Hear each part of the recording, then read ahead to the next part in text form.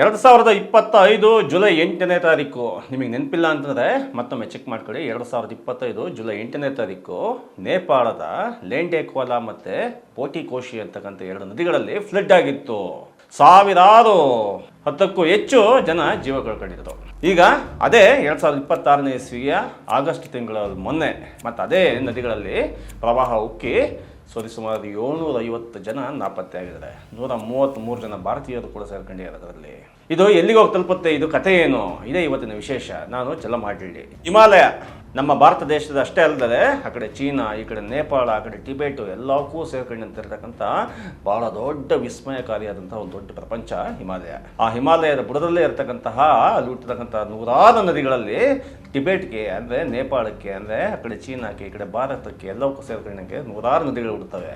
ಈಗ ಮೊನ್ನೆ ಆಗಿರ್ತಕ್ಕಂಥ ಅವಘಡ ಇದೆಯಲ್ಲ ಬುಧವಾರ, ಅಲ್ಲಿ ಉಂಟಾಗಿರ್ತಕ್ಕಂತಹ ನದಿ ಹೆಸರು ಲೇಂಡೇಕ್ವಾಲಾ ಅಂತೇಳಿ.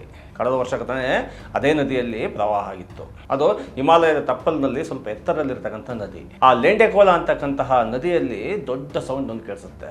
ಇದು ಭೂಕಂಪ ಅಂತ ತಿಳ್ಕೊಂತಾರೆ. ರಿಕ್ಟರ್ ಮಾಪಕದಲ್ಲಿ 4.4 ಕಂಪನ ತೋರಿಸುತ್ತೆ. ಇದು ಭೂಕಂಪ ಆಗೋಯ್ತು ಅಂತ ಅನ್ಕೊಂತಾರೆ. ಅದರ ಭೂಕಂಪ ಅಲ್ಲ, ಹಿಮಗಡ್ಡೆಗಳ ಘರ್ಷಣೆಯಿಂದಾಗಿ ಬಂದಂಥ ಸೌಂಡ್ ಅದು. ಆ ಸೌಂಡ್ ಆಗಿ ಕೆಲವು ಸಮಯ ತನಕ ಆ ನದಿಯ ಬುಡದಲ್ಲಿ ಒಂದು ಕಡೆ ನೀರು ಸ್ಟೋರೇಜ್ ಆಗಿರುತ್ತೆ. ಅದಾದ ನಂತರ ಮತ್ತೆ ಹಾಗೆ ಸ್ಟೋರೇಜ್ ಆಗಿದ್ದಂತಹ ನೀರು, ಸ್ಫೋಟಕವಾದಂತಹ ನೀರು ನೇಪಾಳದ ಬೋಟೆಕೋಶಿ ಅನ್ನುವ ನದಿಗೆ ಸೇರ್ಪಡೆ ಆಗುತ್ತೆ. ಆ ಬೋಟೆಕೋಶಿ ನದಿ 10 ಮೀಟರ್ ಸರಾಸರಿ ಏಕಾಏಕಿ 10 ಮೀಟರ್ ಎತ್ತರಕ್ಕೆ ಏರ್ಬಿಡುತ್ತಾ. ಎತ್ತರಕ್ಕೆ ಏರಿದಂತಹ ನದಿಯ ನೀರಿದೆಯಲ್ಲ, ಅದರ ಪ್ರವಾಹಕ್ಕೆ ಸತತ 7 ಜಿಲ್ಲೆಗಳು ತತ್ತರಾಗೋಗಿದ್ದಾವೆ. 7 ಜಿಲ್ಲೆಗಳಲ್ಲಿ ನೂರಾರು ಹಳ್ಳಿಗಳು ನಾಶ ಆಗೋಗಿದ್ದಾವೆ. ಬಹಳ ದೊಡ್ಡ ಒಂದು ವಿದ್ಯುತ್ ಸ್ಥಾವರ ಕೂಡ ನಾಶ ಆಗೋಗಿದೆ. 110 ಸೇತುವೆಗಳು ಬಿದ್ದೋಗಿದ್ದಾವೆ. ಇದು ಏನು ಸೂಚಿಸ್ತಾ ಇದೆ? ಪರಿಸರದ ಬಗ್ಗೆ ನಮಗಿರ್ತಕ್ಕಂತಹ ಕಾಳಜಿ ಏನು, ನಿರ್ಲಕ್ಷ್ಯ ಏನು, ನಾವು ಅದರ ಬಗ್ಗೆ ಏನು ಕ್ರಮ ತಗೋಬೇಕಾಗಿತ್ತು ಅನ್ನೋದ್ರ ಬಗ್ಗೆ ನಾವು ಯೋಚನೆ ಮಾಡೋದಕ್ಕೆ ಇದು ಭಾಳ ದೊಡ್ಡ ಮುನ್ಸೂಚನೆ ಕಾಣಿಸ್ತಾ ಇದೆ. ಆದರೆ ಇದು ಮೊದಲನೇ ಮುನ್ಸೂಚನೆನಾ ಅಂತಂದರೆ, ನಾವು ಮೊದಲೇ ಹೇಳ್ದಂಗೆ 2025 ಜುಲೈ 8ನೇ ತಾರೀಕಾಗಿದ್ದಾಗ ನಾವೇನು ಕ್ರಮ ಕೈಗೊಂಡ್ವಿ, ಹಾಗೇನು ಕ್ರಮ ಕೈಗೊಂಡಿದ್ದಿಲ್ಲ. ಆಗೊಂದು ವರದಿ ಕೂಡ ನೇಪಾಳದ ಸರ್ಕಾರದ ಬಳಿ ಇತ್ತು. ಈ ರೀತಿ ಆಗುತ್ತೆ, ಮುಂದೆ ಹಿಂಗಾಗುತ್ತೆ, ಏನಾದರೂ ಕ್ರಮ ತಗೊಬೇಕು, ಮುನ್ಸೂಚನೆ ತಗೊಬೇಕು ಅಂತ. ಏನು ಮುನ್ಸೂಚನೆ ತಗೊಂಡಿದ್ರು ಅನ್ನೋದ್ರ ಬಗ್ಗೆ ಒಂದೇ ಒಂದು ಕ್ಲಾರಿಟಿ ಇಲ್ಲ. ಅದನ್ನ ಅಲ್ಲಿಗೆ ಬಿಟ್ಬಿಟ್ರು, ಮತ್ತಿನ್ನು ಯಾವಾಗಲೂ ಪ್ರವಾಹ ಆಗದೇ ಇಲ್ಲ, ನಾವೆಲ್ಲ ಫುಲ್ ಸೇಫ್ ಅಂತೇಳಿ. ಅಷ್ಟರ ನಡುವೆ ಅದೇ ನೇಪಾಳದಲ್ಲಿ ಭಾಳ ದೊಡ್ಡ ಕ್ರಾಂತಿ ಆಗೋಯ್ತು, ಜಂಜಿ ಕ್ರಾಂತಿ ಆಗೋಯ್ತು, ಸರ್ಕಾರನೂ ಬದಲಾಗೋಯ್ತು, ಅಲ್ಲಿಯ ರಾಜಕೀಯ ಪಲ್ಲಟಗಳಾಗೋಯ್ತು. ಅದರ ನಡುವೆ ಇವರು ಕೊಟ್ಟಂಥ ವರದಿಯ ಫೈಲು ಏನಾಯಿತೋ ಗೊತ್ತಿಲ್ಲ, ಅದು ಹಾಳಾಗಿ ಬಿದ್ದೋಯ್ತು. ಇದು ಹಾಗಾದರೆ ಕೇವಲ ನೇಪಾಳದ ಸಮಸ್ಯೆನಾ? ಇದು ಖಂಡಿತವಾಗಿಯೂ ಕೂಡ ನೇಪಾಳದ ಸಮಸ್ಯೆ ಅಲ್ಲ. ಹಿಮಾಲಯಕ್ಕೆ ಹೊಂದಿಕೊಂಡಂತೆ ಇರತಕ್ಕಂತಹ ಅದಷ್ಟೂ ದೇಶಗಳ ಸಮಸ್ಯೆ. ಅದಷ್ಟು ದೇಶಗಳಲ್ಲಿ ಹಿಮಾಲಯವನ್ನು ಅತಿ ಹೆಚ್ಚು ಭಾಗ ಹಂಚ್ಕೊಂಡಿರ್ತಕ್ಕಂಥದ್ದು ಭಾರತ, ನೇಪಾಳ ಅಲ್ಲ. ಭಾರತಕ್ಕೆ ಹಂಚ್ಕೊಂಡಿರ್ತಕ್ಕಂತಹ ಈ ಹಿಮಾಲಯದ ತಪ್ಪಲಿನ ಭಾಗಗಳಿದೆಯಲ್ಲ, ಆ ಭಾಗದಲ್ಲಿ ನಾವು ಅತಿ ಹೆಚ್ಚು ಕ್ರಮಗಳನ್ನು ಕೈಗೊಳ್ಳಬೇಕಾಗತ್ತೆ. ಅಷ್ಟಕ್ಕೂ ನೇಪಾಳಕ್ಕೆ ಭಾರತೀಯರು ಯಾಕೆ ಹೋಗಿದ್ರು ಅಷ್ಟು ದೊಡ್ಡ ಸಂಖ್ಯೆಯಲ್ಲಿ? 133 ಜನ ಕಾಣೆಯಾಗಿದ್ದಾರೆ, 750 ಜನ ನಾಪತ್ತೆಯಾಗಿದ್ದಾರೆ ಅಂತಂದ್ರೆ ಅಲ್ಲಿ ಎಷ್ಟು ಜನ ಭಾರತೀಯರು ಇರ್ತಾರೆ? ಯಾಕೆ ಅಂತಂದರೆ ಅಲ್ಲಿಯ ಕೈಲಾಸ ಮಾನಸ ಸರೋವರಕ್ಕೆ ಹೋಗ್ತಕ್ಕಂಥ ದಾರಿಯ ಮಾರ್ಗ ಇರ್ತಕ್ಕಂಥದ್ದೇ ನೇಪಾಳ ಮತ್ತು ಟಿಬೇಟ್ನ ಮಾರ್ಗದ ಮುಖಾಂತರ. ಅಲ್ಲಿಯ ಹಿಂದೂ ಯಾತ್ರಾರ್ಥಿಗಳು ಹೋಗ್ತಾ ಇರ್ತಾರೆ, ಭಕ್ತಾದಿಗಳಲ್ಲಿಗೆ ಪ್ರತಿ ವರ್ಷ ಸಾವಿರಾರು ಸಂಖ್ಯೆಯಲ್ಲಿ ಹೋಗ್ತಾರೆ. ಹಾಗೆ ನೋಡೋದು ಇದು ಪ್ರವಾಹ ಬರ್ತಕ್ಕಂಥ ದಿನಮಾನಗಳಲ್ಲ ಅಂತೇಳಿ ಅವ್ರು ಭಾವಿಸಿದ್ರು. ಯಾಕೆಂತಂದ್ರೆ ಅತಿಯಾದ ಪ್ರವಾಹ ಬರ್ತಕ್ಕಂಥ ದಿನಗಳಲ್ಲ ಇದು. ಮುಂಗಾರಿಗೆ ಅತಿಯಾದ ಮಳೆ ಅಥವಾ ಅತಿಯಾದ ಬಿಸಿಲಿಗೆ ದೊಡ್ಡ ಹಿಮಪಾತಕ್ಕೆ ಕಾರಣ ಆಗ್ತಕ್ಕಂತಹ ಸಮಯ ಅಲ್ಲ ಇದು ಅಂತೇಳಿ ಮೈಮರೆತು ಆರಾಮಾಗಿ ದೇವರ ದರ್ಶನಕ್ಕೆ ಅಂತ ಹೋಗ್ತಿದ್ದು ಅದೆಲ್ಲ ಈಗ ನೆಲಸಮ ಆಗ್ಬಿಟ್ಟಿದ್ದಾರೆ. ಆ ನೀರಿದೆಯಲ್ಲ, ಆ ರಭಸಕ್ಕೆ ಕೊಚ್ಚಿ ಬಂದ ನೀರು, ಆ ನೀರು ಕೇವಲ ನೀರಲ್ಲ, ಅದು ಕೆಸರು, ಕಲ್ಲು ಬಂಡೆ, ಲಿಕ್ವಿಡೈಸೇಷನ್ ಆಗಿರ್ತಕ್ಕಂತಹ ಕೆಮಿಕಲ್ ಫಾರ್ಮೇಷನ್ ಎಲ್ಲವೂ ಸೇರಿ ಒಂದು ಅಂಟಾದಂತಹ ಒಂದು ದೊಡ್ಡ ಒಂದು ಲಿಕ್ವಿಡಿಟಿ. ಅದು ಆ ಲಿಕ್ವಿಡಿಟಿ, ಆ ನೀರು ಅಂತ ಹೇಳ್ಬೋದು, ನದಿ ಅಂತ ಹೇಳ್ಬೋದು. ಆದರೆ ನದಿಯ ಆ ಭೀಕರ ರೂಪ ಇತ್ತಲ್ಲ, ಆ ರೂಪಕ್ಕೆ ಯಾರೂ ಕೂಡ ಸರಿಸಮನಾಗಿ ನಿಲ್ಲಕ್ಕೆ ಸಾಧ್ಯನೇ ಇಲ್ಲ. ಪರಿಸರ ಪದೇ ಪದೇ ಎಚ್ಚರಿಕೆ ಕೊಡ್ತಾನೆ ಇದೆ. ಇದೇ ಥರ ಏನಾದ್ರು ಭಾರತದಲ್ಲಿ ಏನಾದ್ರು ಸಂಭವಿಸುತ್ತೆ ಅಂತ ಆದರೆ, ಯಾಕೆಂದ್ರೆ ಭಾರತದಲ್ಲಿ ಸಂಭವಿಸಬಾರ್ದು ಅಂತ ತಿಂದಿಲ್ವಲ್ಲ, ಭಾರತ ಸರ್ಕಾರ ಏನಾದ್ರು ಮೈ ಮರೆತು ಕೂತ್ಕೊಂಡ್ರೆ ಇದಕ್ಕಿಂತ ಹೆಚ್ಚಿನ ದೊಡ್ಡ ಅವಘಡ ಆಗೋದ್ರಲ್ಲಿ ಯಾವ ಅನುಮಾನ ಕೂಡ ಇಲ್ಲ. ಯಾಕೆಂದರೆ ಅತಿ ಹೆಚ್ಚು ಹಿಮಾಲಯದ ಭಾಗ ಇರತಕ್ಕಂಥದ್ದು ಭಾರತದಲ್ಲೇ.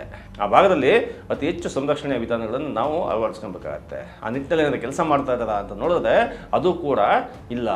ಇಂಥದ್ದೇ ಇನ್ನೊಂದು ಪ್ರವಾಹ ಆಗಲಿ ಏನೋ ಕಾಯ್ತಾ ಇದ್ದಾರೆ ಅಂತ ಕಾಣುತ್ತೆ. ನೇಪಾಳ ಮೊದಲೇ ಜರ್ಜರಿತವಾಗಿರ್ತಕ್ಕಂತಹ ದೇಶ ಅದು. ಈ ಕಡೆ ಈ ಭಾರತ ದೇಶ ನಾನು ಹೆಲ್ಪ್ ಮಾಡ್ತೀನಿ ಅಂತ ಹೋಗಿದೆ, ಆ ಕಡೆ ಚೀನಾ ಕೂಡ ನಾನು ಹೆಲ್ಪ್ ಮಾಡ್ತೀನಿ ಅಂತ ಹೋಗಿದೆ.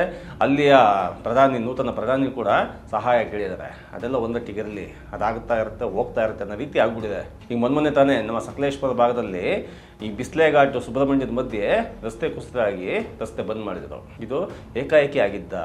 ಇಲ್ಲಿ ನಾವು ಗಮನಿಸಬೇಕಾಗಿದ್ದೇನು ಅಂತಂದರೆ, ಇಲ್ಲಿ ಮಾನವ ನಿರ್ಮಿತ ಯಾವುದು, ಪರಿಸರ ನಿರ್ಮಿತ ಯಾವುದು. ನಿಜವಾದ ಪ್ರಾಕೃತಿಕ ವಿಕೋಪಕ್ಕೆ ಸಂಬಂಧಪಟ್ಟಿದ್ದ ವಿಚಾರ ಆಗಿದ್ರೆ ನಾವು ನಿಜಕ್ಕೂ ಕೂಡ ಒಂದು ರಿಯಾಯಿತಿ ಕೊಡ್ಬೋದಿತ್ತೇನೋ. ಆದರೆ ಇಲ್ಲೆಲ್ಲವೂ ಕೂಡ ಮಾನವ ನಿರ್ಮಿತ ಆಗಿರ್ತಕ್ಕಂಥವೆ. ಮಾನವನ ನಿರ್ಲಕ್ಷ್ಯತೆ. ಹಿಮಾಲಯ ಅಂದರೆ ಏನು, ಸಹಾರಾ ಮರುಭೂಮಿ ಅಂತಂದ್ರೆ ಏನು, ಪಶ್ಚಿಮ ಘಟ್ಟ ಅಂತಂದ್ರೆ ಏನು, ಮಲೆನಾಡು ಅಂತಂದ್ರೆ ಏನು, ಮರಳುಭೂಮಿ ಅಂದ್ರೆ ಏನು ಗೊತ್ತಿಲ್ಲ. ಈಗಿನ ಕಾಲದ ಯುವಜನತೆಗೂ ಕೂಡ ಸೈಂಟಿಫಿಕ್ ಟೆಂಪರ್ಮೆಂಟ್ ನಾವು ಕಲಿಸೋದ್ರಲ್ಲಿ ಹಿಂದೆ ಬೀಳ್ತಾ ಇದ್ದೀವಿ. ನಮಗೆ ದೇವರು ಧರ್ಮದ ಬಗ್ಗೆ ಹೆಚ್ಚು ಚರ್ಚೆ ಮಾಡಿದಷ್ಟು ಸೈನ್ಸ್ ಬಗ್ಗೆ ಚರ್ಚೆ ಆಗ್ತಾ ಇಲ್ಲ. ನಾವು ಯಾವ ರೀತಿ ಈ ಚರ್ಚೆಗಳಿಗೆ ದಿಕ್ಕಿಗೆ ಹೋಗ್ಬೇಕು ಅನ್ನೋದ್ರ ಬಗ್ಗೆ ಪರಿಸರ ನಮಗೆ ದಿಕ್ಸೂಚಿಯನ್ನು ತೋರಿಸ್ತಾ ಇದೆ. ಸೈಂಟಿಫಿಕ್ ಟೆಂಪರ್ಮೆಂಟ್ ಬಗ್ಗೆ ಹೆಂಗಿರಬೇಕು ಅಂತೇಳಿ. ಹಿಮಾಲಯದಲ್ಲಿ ಯಾಕೆ ಮಂಜುಗಡ್ಡೆಗಳು ಕರಗ್ತವೆ, ಅದಕ್ಕೂ ಕೂಡ ಈ ಗ್ಲೋಬಲ್ ವಾರ್ಮಿಂಗಿಗೂ ಏನು ಸಂಬಂಧ? ಸೈಂಟಿಫಿಕ್ ಟೆಂಪರ್ಮೆಂಟು ಭಾಳ ದೊಡ್ಡ ವಿಚಾರ. ಸೈಂಟಿಫಿಕ್ ಟೆಂಪರ್ಮೆಂಟ್ ವಿಚಾರದಲ್ಲಿ ನಾವು ಭಾರತೀಯರು ಭಾಳ ಹಿಂದೆ ಇದ್ದೀವಿ ಅಂತ ಕಾಣಿಸುತ್ತೆ. ನೇಪಾಳದವ್ರ ಕತೆ ಬಿಟ್ಬಿಡಿ, ಪಕ್ಕದ ನೇಪಾಳ, ಪಾಕಿಸ್ತಾನವನ್ನೆಲ್ಲ ನಾವು ವಿದ್ಯಾವಂತ ದೇಶಗಳು ಅಂತ ನಾವು ಕರೆಯೋಕ್ಕೆ ಸಾಧ್ಯನೇ ಇಲ್ಲ. ಆದರೆ ಭಾರತ ಹಂಗಲ್ವಲ್ಲ. ಭಾರತ ಭಾಳ ದೊಡ್ಡ ವಿಶ್ವಗುರು ಅಲ್ವ ಇದು. ಆ ವಿಶ್ವಗುರುದಲ್ಲಿ ಕೋಟ್ಯಾಂತರ ಜನ ಪದವೀಧರರಿದ್ದಾರೆ, ಸ್ನಾತಕೋತ್ತರ ಪದವೀಧರರಿದ್ದಾರೆ, ಡಾಕ್ಟರೇಟ್ ಮಾಡೋರಿದ್ದಾರೆ, ಸೈಂಟಿಸ್ಟ್ಗಳಿದ್ದಾರೆ. ಇವರೆಲ್ಲ ಇದ್ದಂತಹ ದೇಶದಲ್ಲಿ ಹಂಗಾಗಬಾರ್ದವಲ್ಲ.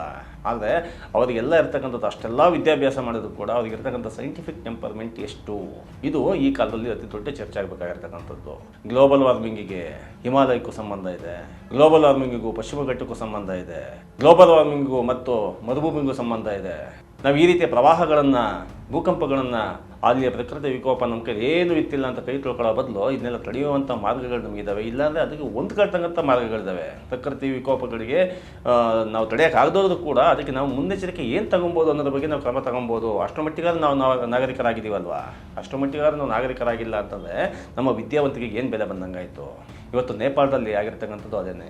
ವಿದ್ಯಾವಂತರು ಎಲ್ಲಿ ಈಗ ವಿದ್ಯೆ ಇಲ್ಲ, ಎಲ್ಲರೂ ವಿದ್ಯೆ ಕಲಿತಾರೆ. ಈಗ ಎಲ್ಲರೂ ABCD ಕಲಿತಾರೆ, ಎಲ್ಲರೂ ಕೂಡ ಅಕ್ಷರ ಕಲಿತಾರೆ, ಎಲ್ಲರೂ ಕೂಡ SSLC PUC ಡಾಕ್ಟ್ರೇಟ್ ಏನೇನು ತಗೊಂತಾರೆ. ಆದರೆ ನಮ್ಮ ಜನಗಳ ನಡುವೆ ಬದುಕೋದು ಹೆಂಗೆ, ಸಾಮರಸ್ಯ ಮೂಡಿಸೋದು ಹೆಂಗೆ, ಪ್ರಕೃತಿ ಜೊತೆ ನಾವು ಹೆಂಗೆ ಡೀಲ್ ಮಾಡಬೇಕು ಅನ್ನೋದನ್ನು ಮರೆತರೆ ಈ ರೀತಿ ಅವಘಡಗಳು ಪದೇ ಪದೇ ಸಂಭವಿಸ್ತಾ ಇರ್ತವೆ. ಇವಾಗ ಲೇಂಡಾಕೋಲಾ ನದಿಯಲ್ಲಿ ಸಂಭವಿಸಿರ್ತಕ್ಕಂಥ ಈ ಹಿಮಪಾತ ಇದೆಯಲ್ಲ, ಹಿಮಪಾತ ಅನ್ನೋದಕ್ಕಿಂತ ಅಲ್ಲಿ ಹಿಮ ಬಂಡೆಗಳು ಕರಗಿರ್ತಕ್ಕಂಥದ್ದು, ಆ ವಿಸ್ಮಯಕಾರಿ ಘಟನೆ ಇದೆಯಲ್ಲ, ಅದ್ರ ಬಗ್ಗೆ ಏನಾದರೂ ಮಾತಾಡ್ತಾರೆ ಜನಗಳು ಅಂತೇಳಿ ನಾವು ಕಾಯ್ತಾ ಇರ್ತಾರೆ.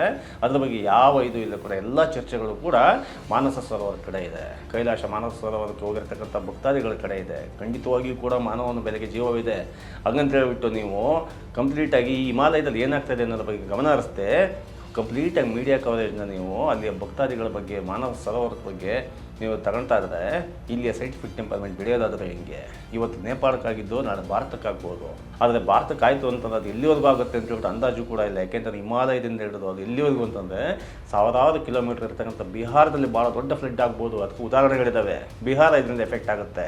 ಬಿಹಾರ ಒಂದೇ ರಾಜ್ಯ ಅಲ್ಲ, ಹಲವಾರು ರಾಜ್ಯಗಳು ಎಫೆಕ್ಟ್ ಆಗ್ತವೆ. ಹಿಮಾಚಲ ಪ್ರದೇಶ ಸೇರಿದಂತೆ, ಜಾರ್ಖಂಡ್ ಸೇರಿದಂತೆ. ಅಂದರೆ ಇದಕ್ಕೆಲ್ಲ ನಾವು ಭಾರತದ ತಯಾರಿದ್ದೀವ. ಇಂತಹ ಒಂದು ಬೇಜವಾಬ್ದಾರಿಕೆ ನಮಗೆ ಬೇಕಾಗಿಲ್ಲ. ನಾವು ಪರಿಸರದ ಜೊತೆಗೆ ಪಾಠ ಕಲಿಬೇಕಾಗಿದೆ.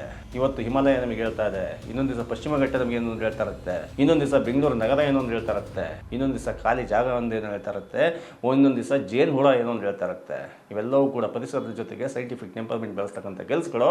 ಅಂತಹ ಕೆಲಸಗಳು ಹೆಚ್ಚೆಚ್ಚು ಆದಂತೆ ಇಂಥ ಅವಘಡಗಳನ್ನು ಕಡಿಮೆ ಮಾಡ್ಬೋದು. ಹತ್ತ ಕಡೆಗೆ ನಾವೆಲ್ಲ ಗಮನ ಹರಿಸ್ತೀವ? ಈ ಪ್ರಶ್ನೆಯನ್ನು ಮುಂದಿಟ್ಕೊಂಡು ಈ ವಿಡಿಯೋ ಮುಗಿಸ್ತಾ ಇದ್ದೀವಿ. ಧನ್ಯವಾದಗಳು.